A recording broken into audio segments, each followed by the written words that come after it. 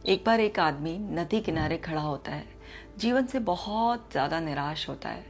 उसे डर, चिंताएं, दुख, बहुत सारी यादें सता रही होती हैं और वो भगवान से प्रार्थना करता है, हे भगवान, मेरा सही मार्गदर्शन करो, मुझे कैसे जीवन जीना चाहिए, मुझे सिखाओ। तभी वहाँ पर एक बहुत ही पहुँचे हुए संत आते हैं। वो उनकी तरफ देखता है। संत मुस्कुराते हैं और बोलते हैं, इस नदी में एक नाव है, उसमें बैठो, पर पतवार मत चलाना, समर्पण कर देना। जहाँ तुम्हें ये नाव ले जाए, बहाव जिस दिशा में ले जाए, चले जाना। तो वो व्यक्ति डरा, हिचकिचाया और बोला, अगर मैंने पतवार नहीं संभाली तो लहरें मुझे डुबा देंगी। पर बड़ा साहस कर कर, साधु की बात मानकर वो उस नाव में बैठ गया।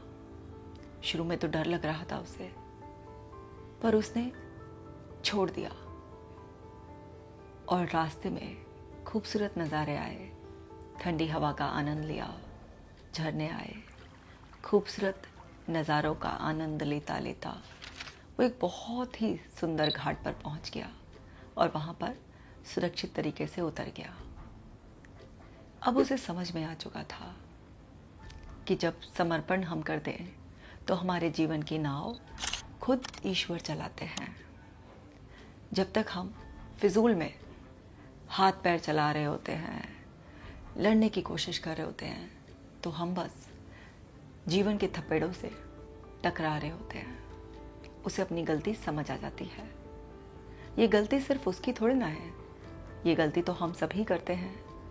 हम सारा कंट्रोल अपने हाथ में लेना चाहते हैं, पर हमें समझना होगा, कंट्रोल की बजाय अगर हम सरेंडर कर दें तो सरेंडर करने में ही लाइफ की ब्यूटी है।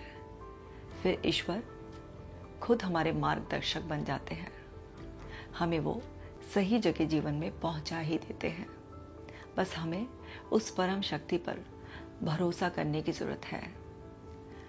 जो आपका कर्तव्य है उसे ज़रूर करें, पर ज़बरदस्ती हर चीज़ पर कंट्रोल पाने की इच्छा को छोड़ कर देखें। जीवन बेहद खूबसूरत हो जाएगा।